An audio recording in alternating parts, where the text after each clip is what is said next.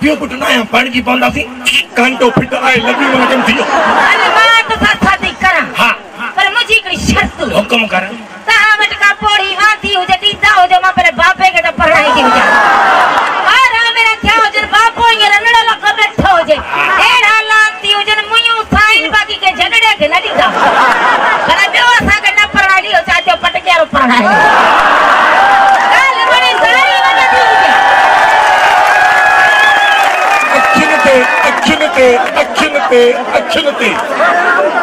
अखिन ते तोखे पढ़ाए दिया हां पर असा मसइलो आ केड़ो ता मसलो हो जे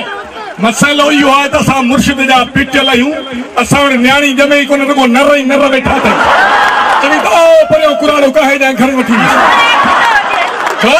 कुरानो कहे दी तो छो बाकी जो हो पढ़ बो तू न बहे ना आयो के ता जे घर पढ़ने लो जे मुखे पहले खबर हो जे अरे गाल मुझे मत दो जे हां ता मट न्याणी न थी हो जे बाकी तू खतरे में जा हो जी सद को ने खतरे जो कम ना तू के खाने के तो जी बाबा जरा सा जमी दंग थियासी पो न्याणी न हुई न जमियो सा छा करना सी बाबा मां शादी बादी न कटी हो जा शादी कर शादी में फायदा थई छोकरा मुझे मर्जी हो जे को जबरदस्ती हो जे वडो फायदो थई केड़ो फायदो 6 महीने 13 बार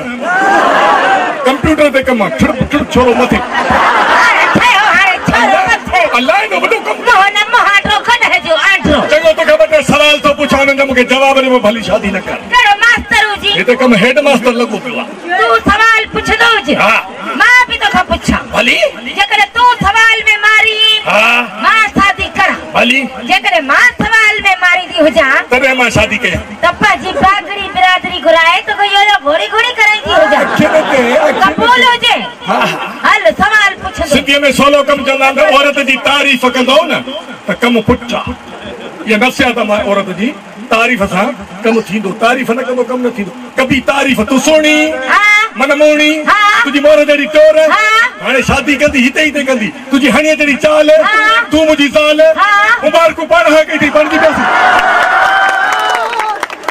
खुश तई थींदो मुझे जड़ो भेणो थारी तो हुजे अरे हां हुजे तो थारा तोखे तो अरे मुझे सवाल ही तो हुजे हां ए के मां गुल हो जा मां खुशबू हो जा मां चंद्र हो जा मां चांदरो की हो जा मां आसमान हो जा मां जमीन हो जा मां पानी हो जा मां प्यास हो जा मां तुझी धी हो जा मां तुझे सगो पी ओ ला खुला न त लेटी दी हो जा जिया भित ते गारो ले बबो ज़बान चमजी कह न कमजी बड़ी थोड़ो तिरकियो हणा हेडे तो निकरी हेडे नक जो बिना दो जे नक न हो जे लूथण